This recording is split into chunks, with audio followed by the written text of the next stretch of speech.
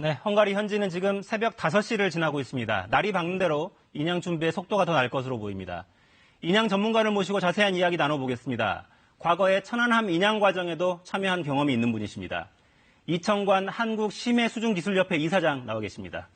이사장님, 예. 감사합니다. 시간 내주셔서. 예, 안녕하세요. 네. 일단 인양 과정이 어떻게 되는지 좀 여쭤보고 싶은데요. 지금 배는 좌현이 바닥 쪽으로 가 있는 상태라고 하는데 예. 배를 세워서 인양을 하게 되는 건가요? 그 통례를 들으면 배를 세워서 인양하는 게 원칙입니다. 왜 그러냐면요. 네. 그 누워 있으면은 이 부피가 넓어져서 이거 끌어올릴 때도 더 힘이 들고 네. 그래서 이걸 세우면 올리는데 그 좀 로드를 덜 받습니다. 네. 그리고 세워서 올리는 게 원칙이기 때문에 그 세우려면 와야를 네 가닥을 넣지 않습니까? 네. 그 와야로 조정을 하면 세우는 데는 큰 문제가 없습니다. 그렇군요. 와이어가 배 양쪽을 잡고 있는 게 아니라 배를 이렇게 둘러싸는 형태로 돼 있는 둘러싸죠. 거죠? 그러면 양쪽의 길이를 조정을 하는 형태로. 길이 조정을 해가지고 네. 배를 세울 수 있습니다. 그렇군요. 중심을 잡는 게 쉽지는 않을 것 같습니다. 그게 이제 그 배에 그 가장 이제 그 와야를 걸어서 하는 게 성공하느냐 못하느냐를 편형이 안 가게 골고루 이렇게 와야를 뭐 4개 많이 걸었다는 게 중요한 게 아니고 네. 그 포지션이 문제거든요. 어떤 자리에 걸리느냐. 그러니까 저기를 대강 보면 저기 27m 같은데 네. 7m를 재어놓고 끝에 3.5m씩은 재어놓고 거기서 시작하면 4가닥으로 5, 4, 20, 5m 간격으로 이렇게 집어넣으면 네. 배 인양하는 데는 큰 문제가 없을 거로 생각됩니다. 그렇군요.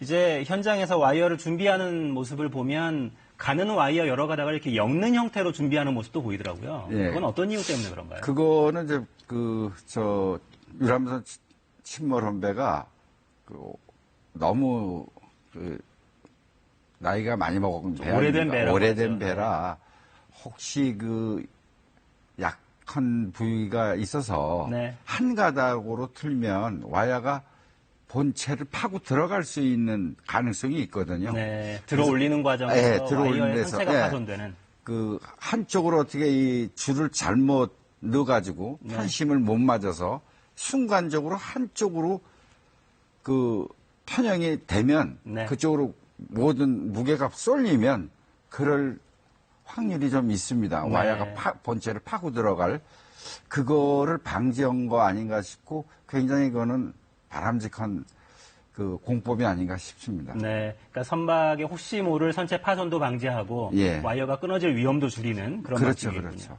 이게 이제 인양 과정에서 가장 핵심적인 기술적인 어려움이라면 어떤 거를 꼽을 수 있을까요? 근데 인양 저기에 이제 해서 우선은 그 편형되지 않게 네. 로프 와야를 간격을 잘 유지해서 한쪽으로 쏠림이 없어야 됩니다. 네. 쏠림이 있으면 굉장히 인양하는데 위험하죠. 그리고 인양이 실패할 확률이 많고 네.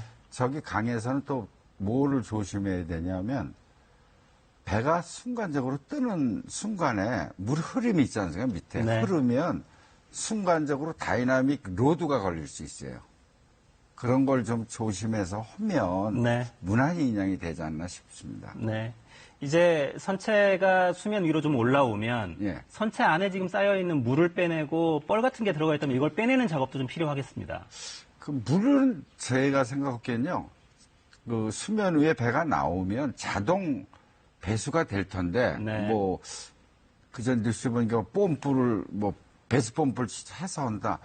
그런 거는 그렇게 너무 오바레바 하는 그런 공정이 아닌가 싶고요. 네. 또 한 가지 지금 제가 인양을 뭐 전적으로 이렇게 본다면 지금 배 그 조타실이 보이면 거기서 중단을 하고 실종자를 우선 네. 수색을 한다고 그러는데 조타실에 있을 가능성이 있는 선장부터 찾겠다 이런 찾겠다 계획인데요. 그러는데 네. 인양에서는 그런 그 공정을 빼고 하는 게 저희들 생각에는 원칙으로 생각합니다. 일단 인양이 시작되면 네. 어떤 그 기후의 그 주변의 그 환경의 변화가 올지 모르니까 특히 이건 바다를 뭐 또 해서 제가 말씀을 드려서 그런데 네. 빠른 시간 내에 배를 올려서 그 완전한 그 탑재할 바지에다가 네. 안전하게 고정시켜 놓고 그때 그런 유실된 사람을 찾아도 좋은 방법이 아닌가 싶어요. 인양을 네. 하면서 중간에 한두 시간 크레인이 물에서 잡고 있다는 거는 잘못하면 위험의 요소를 네. 안고 있다고 저는 생각을 합니다. 네. 근데 바다면 이제 파도가 치고 이렇기 때문에 그런 위험이 좀 더 큰데 민물이라서 아무래도 좀 덜하지 않을까 싶긴 합니다. 민물이라 그런 거를 그런 거를 생각할 수 있었고 그런 공정을 아마 넣었을 겁니다. 네. 근데 어차피 그 유실 방지공을 완전히 했다고 그랬거든요. 그렇다면 굿해요. 네. 뭐 창문을 열고 잠수사가 또 들어가서 전문가가 배 안에 들어가서 네. 그런 일을 할 필요가 있나 그런 생각이 전 듭니다. 네. 그러니까 인양 전문가시기 때문에 인양을 안정적으로 마무리하기 위해서는 인양 중간에 다른 공정을 넣고 멈추고 이런 작업이 좀 덜 해야 되지 않나. 그런 이런 의견이십니다. 거는 인양만 보면 네. 바람직하지 않죠. 그러고 만약에 유실 방지공을 못해서 네. 유실될 가능성이 있다면 그런 공정이 필요하겠죠. 네. 근데 완전히 유실 방지공을 다 한 상태에서 네. 그 뭐 일부러 그 유실 방지공 들어가려면 유실 방지공 또 뜯어내야 잠수사가 들어갈 거고 창문이라도 열어야 들어갈 거는데 그런 공정이 왜 필요한지 네. 한가리 친구들한테 한번 물어보고 네. 싶습니다. 그러니까 실종자를 찾아야 된다는 목적이 굉장히 강하기 때문에 그런 공정이 들어간 걸로 보이는데요. 이사님 이제 마지막으로 네. 이 인양 작업에서 가장 주의해야 될 것이 있다면 현장에 어떤 이야기를 해주고 싶으십니까? 글쎄 뭐 이 인양해서 지금 저기 공정에는 뭐 안 나와 있는데 좀 더 안전하게 하려면 네. 그 앞 선수나 선미에 그 로프 줄을 하나씩 연결을 해야 될 것 같아요. 네. 그거는 뭐냐면 배가 혹시 조류에 따라 틀어지려고 그러든지 방향을 바꾸려고 그럴 때 그 조정을 해줘야 되고 그 바지에 탑재할 때 네.